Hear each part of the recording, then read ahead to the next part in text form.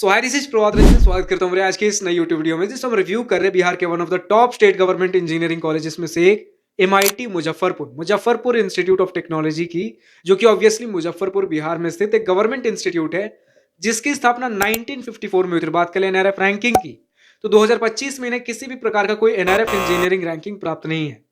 आज के इस वीडियो में placements, admission process, cut off, fee structure, college and hostel life के साथ और बहुत सी चीजें डिस्कस करेंगे। तो चलिए स्टार्ट कर लेते हैं प्लेसमेंट डिटेल्स के साथ। सबसे पहले आपके सामने एनआरएफ 2025 का एक छोटा सा डेटा है।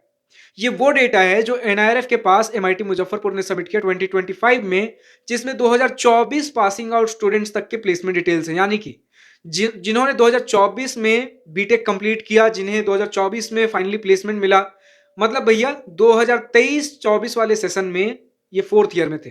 यानी 2023 में इनका फोर्थ ईयर स्टार्ट हुआ, 2024 में एंड हुआ। तो 2023 में लगभग इनका प्लेसमेंट स्टार्ट हुआ होगा, 2024 में कंक्लूड हुआ, फाइनली 2024 में इनका बीटेक खत्म हुआ।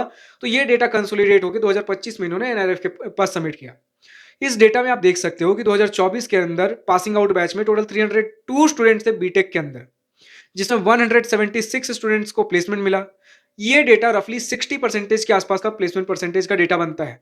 स्टूडेंट्स का भी यही कहना है भैया कि ओवरऑल 50-60% के आसपास का प्लेसमेंट परसेंटेज रहता है। सीएससी जैसे आईटी जैसे ब्रांचेस में ले लो, देन 60-80% का प्लेसमेंट परसेंटेज बनता है। कोर ब्रांचेस में लाइक मैकेनिकल, सिविल वगैरह जैसे ब्रांचेस 40% के आसपास का प्लेसमेंट परसेंटेज स्टूडेंट्स ने बताया है। एंड अगर देख लो कुछ स्टूडेंट्स, इनमें से 14 स्टूडेंट्स ने हायर स्टडीज के लिए ऑप्ट आउट किया। तो अब मीडियन सैलरी भी आप देख सकते हो 4.07 एलपीए का मीडियन सैलरी है। एंड स्टूडेंट्स का भी यही कहना भी है, जो एवरेज पैकेजेस हमें देखने को मिलते हैं 4 to 5 एलपीए सीएससी आईटी में हो गया। दूसरे और अगर लोअर ब्रांचेस में चले जाओ, कोर सेक्टर के अंदर कुछ और में कुछ मास रिक्रूटर कंपनीज या फिर लो पैकेज वाली कंपनीज भी 2-3 एलपीए की आपको कंपनीज देखने को मिलेगी। हाईएस्ट पैकेज के टर्म्स में अप्रोक्सीमेटली 10 एलपीए के आसपास टच करता है हर साल। तो इस प्रकार का कुछ पैकेज डेटा आपको देखने को मिल जाएगा। सीएससी आईटी वाले जैसे ब्रांचेस में तो आपको कंप्यूटर की, सॉफ्टवेयर की कंपनीज देखने को मिलेंगी, वरना इसके अलावा कोर ब्रांचेस में जाओगे देन कोर की कुछ कंपनीज मिलेंगी। बाकी आपको कुछ एक सीमेंट की कंपनी स्टूडेंट्स ने बताई, तो कुछ बाकी आपके आईटी सेक्टर की कुछ चीजें देखने को मिल जाएंगे। अगर आप इनके बीटेक ब्रांचेस के बारे में बात कर लो, देन आपको कुछ स्पेशल काइंड ऑफ ब्रांचेस, कुछ रेयर ब्रांचेस भी देखने को मिलते हैं, जैसे सिविल इंजीनियरिंग है, mechanical engineering, electrical engineering, electronics and communication engineering, information technology, leather technology, biomedical and robotics. ये लास्ट के दो आपको रेयर ही किसी कॉलेज में देखने को मिलेंगे। लेदर टेक्नोलॉजी तो बहुत ही रेयर है। बायोमेडिकल के आपको कुछ कॉलेजेस में देखने को मिल जाएंगे, बायोटेक जैसे कुछ ब्रांचेस देखने को मिल जाएंगे। तो ये भी इनके पास 2022 में स्टार्ट हुआ है। थोड़ा एक फ्यूचरिस्टिक ब्रांच है combining medical, tech and robotics. अब अगर आप समझ लो इनटेक कितना भैया, इनके हर ब्रांच में लगभग 60 स्टूडेंट्स के आसपास का इनटेक, यानी कि एक ब्रांच में 60 स्टूडेंट्स के आसपास पढ़ रहे होंगे। बात कर ले एडमिशन प्रोसेस की, तो सबसे पहले आप जेईई मेन का एग्जाम दोगे। एंड जेईई मेन के एग्जाम में जो भी रैंक बनेगा उसके बेसिस पे बिहार यूजीईएसी काउंसलिंग के थ्रू आपको कॉलेजेस एंड ब्रांचेस देखने को मिलेंगे वापस से। एंट्रेंस एग्जाम जेईई मेन है, जेईई मेन में जो भी रैंक बनेगा इसके थ्रू आप अप्लाई करिए बिहार यूजीईएसी काउंसलिंग। ठीक है। अगर यूजीईएसी का आपको स्पेलिंग समझना हो, अंडर ग्रेजुएट यूजी इंजीनियरिंग से ई and admission counselling, UGEAC under graduate engineering admission counselling. इसके आगे एंड ये कंडक्ट कराया जाता है हमारे बीसीईसी बोर्ड की तरफ से, बिहार का बोर्ड है हमारा। अब अगर आप बात कर लो कुछ रिजर्वेशन बेनिफिट्स की तरफ से, देन यहां पर सिर्फ और सिर्फ बिहार के कैंडिडेट्स एडमिशन ले सकते हैं। आपके पास बिहार का डोमिसाइल सर्टिफिकेट होना जरूरी है। अभी देखिए होम स्टेट का यहाँ पर कंडीशन कुछ ऐसा है कि जोसा एंड सीसैप के अंदर देखोगे देन वहां होम स्टेट, आईआईटीज एनआईटीज के लिए होम स्टेट आपका कंसीडर होता है कि किस स्टेट से आपने क्लास 12 पास आउट किया है। एग्जाम्पल लेते हैं कि आप हो बिहार से, आपने एग्जाम दिया है राजस्थान से, क्लास 12 का एग्जाम दिया राजस्थान से और डोमिसाइल सर्टिफिकेट आपके पास बिहार का। तो अगर आप आईआईटीज एनआईटीज के लिए एप्लीकेशन दोगे जो कि जोसा सीसैप के थ्रू है, देन आपका होम स्टेट कंसीडर होगा राजस्थान, जहां से आपने क्लास 12 बोर्ड दिया। बट अगर आप बिहार के इंजीनियरिंग कॉलेजेस में एडमिशन ले रहे हो, यहां पर आपका होम स्टेट बिहार कंसीडर किया जाएगा, जहां का आपका डोमिसाइल सर्टिफिकेट है। तो आईआईटीज एनआईटीज के लिए जहां से आपने क्लास 12 का एग्जाम दिया, एंड आपके स्टेट गवर्नमेंट कॉलेजेस के लिए जहां से आपने जहां आपका डोमिसाइल सर्टिफिकेट है, इरेस्पेक्टिव ऑफ कि आपने क्लास 12 कहीं से भी दिया हो।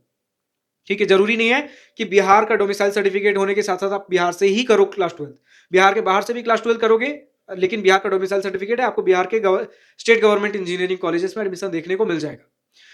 अब अगर हम बात कर ले भैया कट ऑफ क्या कुछ रहते हैं, देन आपके सामने जनरल स्टूडेंट्स यानी जिनके पास किसी प्रकार का कोई रिजर्वेशन बेनिफिट नहीं है, उनके कट ऑफ के स्क्रीनशॉट लगे हुए हैं। राउंड 1 एंड राउंड 2 दोनों के 2025 के जेईई मेन के रैंक है हमारे पास। कंप्यूटर साइंस इंजीनियरिंग क्लोज हुआ भैया 1,15,273 रैंक पर।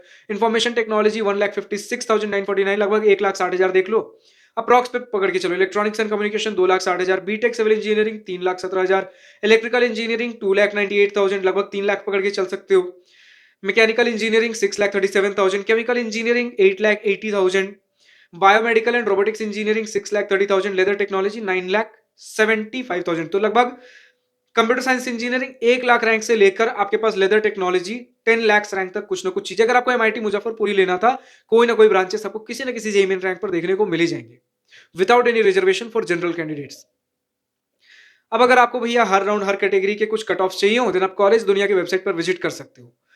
बात कर ले अब अगर हम फीस स्ट्रक्चर की, देन सिनेरियो ऐसा है भैया कुछ कि आपके पास पर ईयर एकेडमिक फी, पढ़ाई लिखाई वगैरह के खर्चे, ट्यूशन फी, डेवलपमेंट फी, एग्जाम फी, सब कुछ मिलाकर पर ईयर 5,530 रुपीज, लगभग 5,500 के आसपास लगेंगे।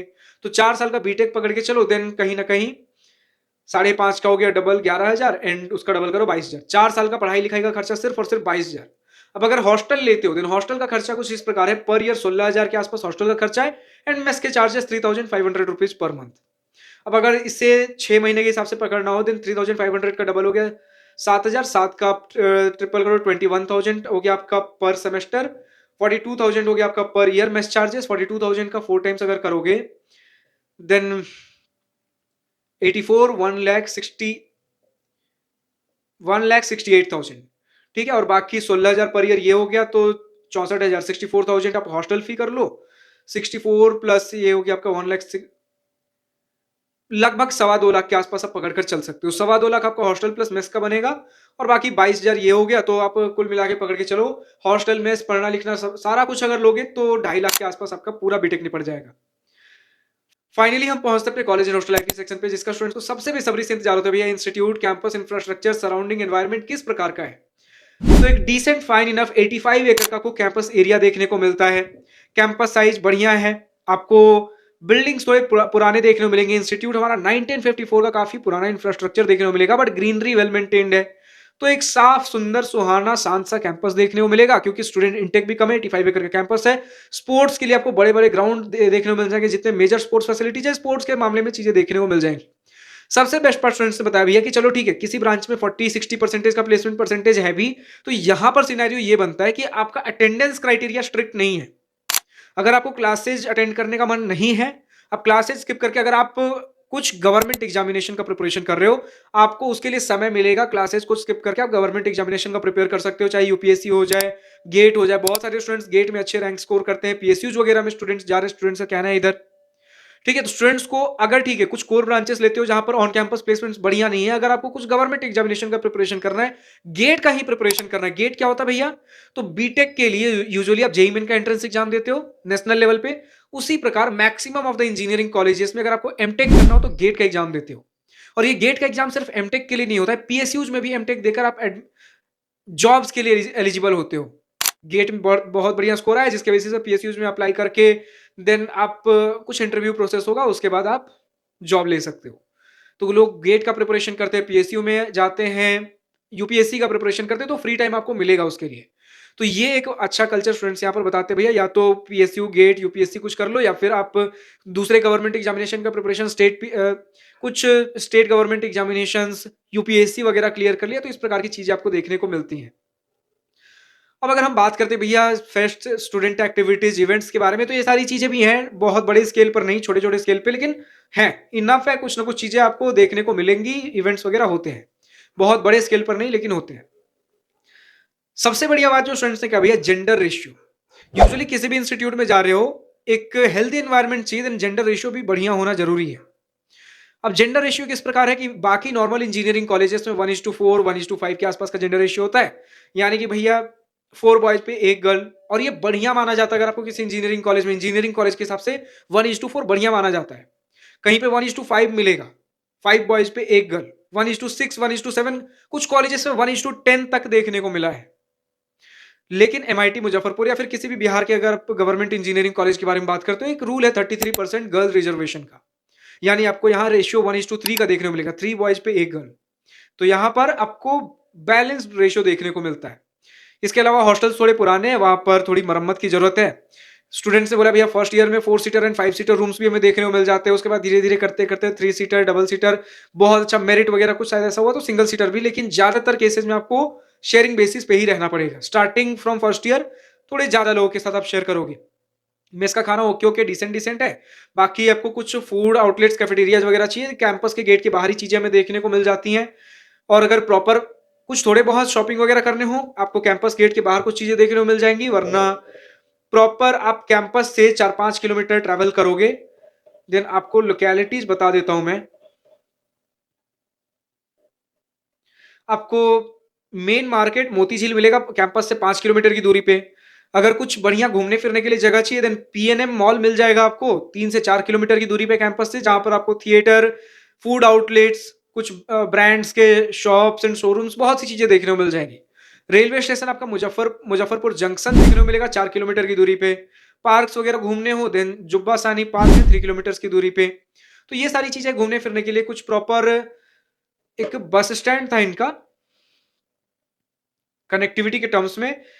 इमली इमली चट्टी बस स्टैंड, जितना मैं ढंग से पढ़ पा रहा हूँ, 4 से 5 किलोमीटर की दूरी पे है। एंड कुछ ऑटोज एंड ई रिक्शा चाहिए देन कैंपस गेट के बाहर मिल जाएंगे, जो कि शेयर्ड ऑटो रिक्शा इनके लिए बहुत एक कॉमन मोड ऑफ कम्यूट हो रहा होता है, ट्रांसपोर्ट हो रहा होता है।